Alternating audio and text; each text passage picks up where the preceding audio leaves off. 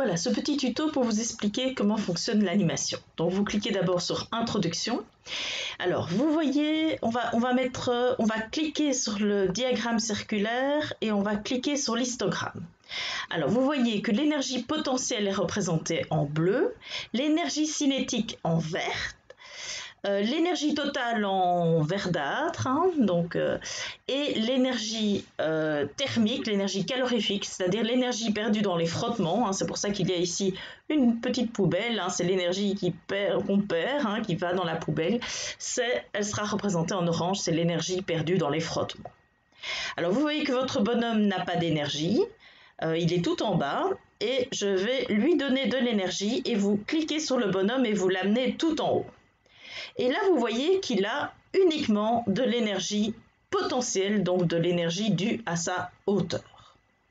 Alors, je vais le lâcher. Hop, voilà.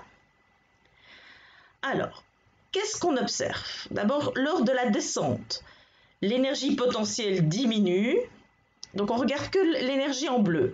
Lors de la descente, l'énergie potentielle diminue. Et lors de la montée, l'énergie potentielle augmente. C'est logique parce que lors de la descente, alors je vais aller en ralenti, on peut faire aller notre bonhomme au ralenti.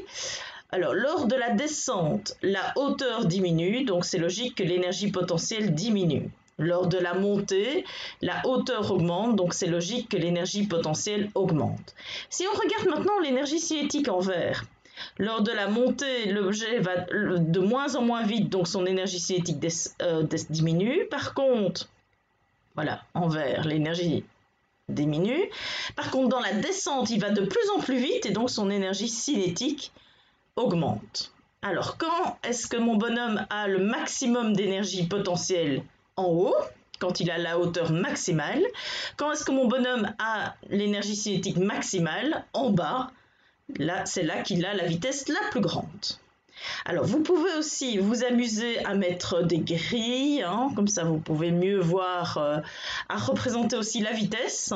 Voilà sa vitesse, vous voyez qu'elle diminue, elle augmente, elle diminue,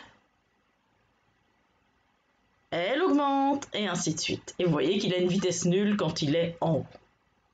Alors, vous pouvez aussi cliquer ici en dessous sur frottement et vous avez la même situation. Donc, je vais vous demander, je vais tout demander, voilà. Et lorsque je lâche le bonhomme, on a la même situation, à part que vous voyez que le bonhomme, il remonte moins haut.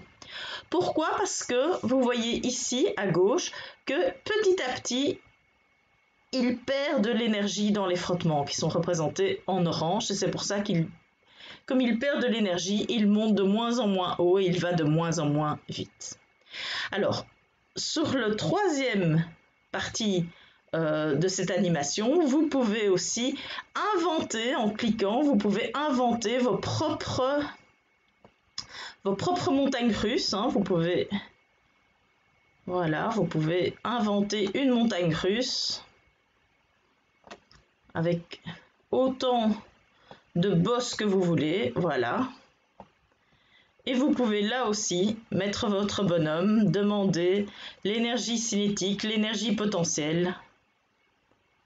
Hop, là, il s'est cassé la figure, voilà. Enfin, vous pouvez vous amuser, vous pouvez aussi augmenter la masse, augmenter les frottements, diminuer les frottements, et ainsi de suite. Voilà, à vous de jouer maintenant.